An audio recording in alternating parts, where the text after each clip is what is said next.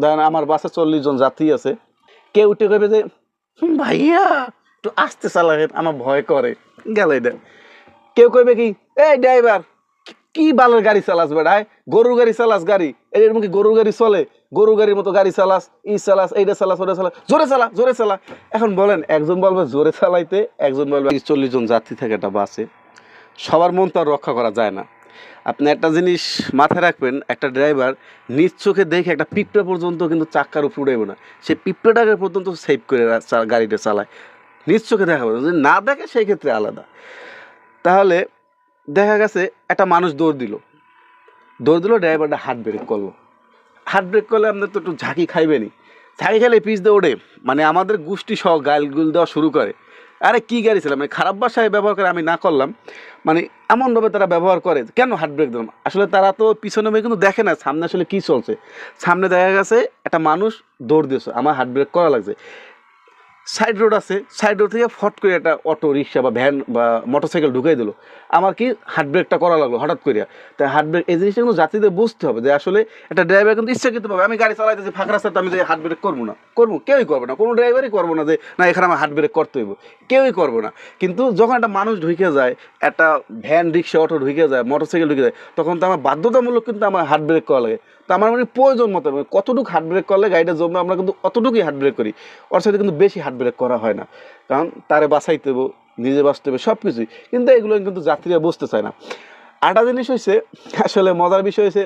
ধরেন আমার বাসে 40 জন যাত্রী আছে, কেউ উঠে কইবে যে ভাইয়া একটু আস্তে চালাবেন, আমার ভয় করে গেল এটা। কেউ কইবে কি এই ড্রাইভার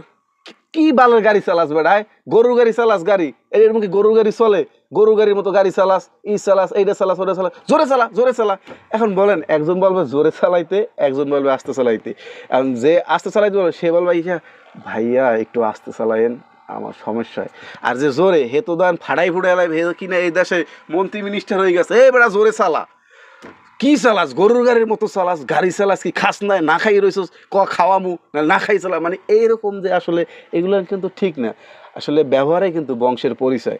কিছু কিছু যাত্রী এত খারাপ ব্যবহার করে, আসলে কি বলবো, ভাষা খুঁজে পাই না। আসলে আমরা তো সব মাথা ঠান্ডা রাখা গাড়ি চালাই, কিন্তু আসলে এমন এমন খারাপ ব্যবহার করে কিছু কিছু যাত্রী, দেখা গেছে তাদের একটা চাক্কা কেনার যোগ্যতা নাই,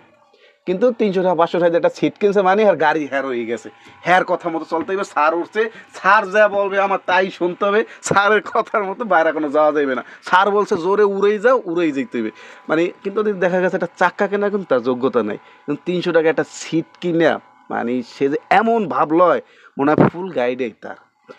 আসলে এরকম মন মানসিকতা থেকে মানুষের বের হয়ে যাওয়া উচিত, কারণ একটা গাড়িতে আপনার আমার 40 জন যাত্রী থাকলো,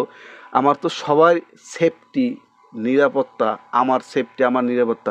সব A to Z গাড়ির সেফটি আমার ভাই কিন্তু আমার গাড়িটা চালাইতে হচ্ছে, সব কিছু চিন্তা ভাবনা করে এই ক্ষেত্রে সবাই ধৈর্য সহকারে বসা উচিত। গাড়ি যেটা আছে সরকারি নিয়ম অনুযায়ী রাস্তায় 70-80 যেখানে যে নিয়ম আছে ওইরকম গাড়ি চালানো, এখন এটা শুধু যাত্রীদের বোঝা উচিত, আমি এটা মনে করি।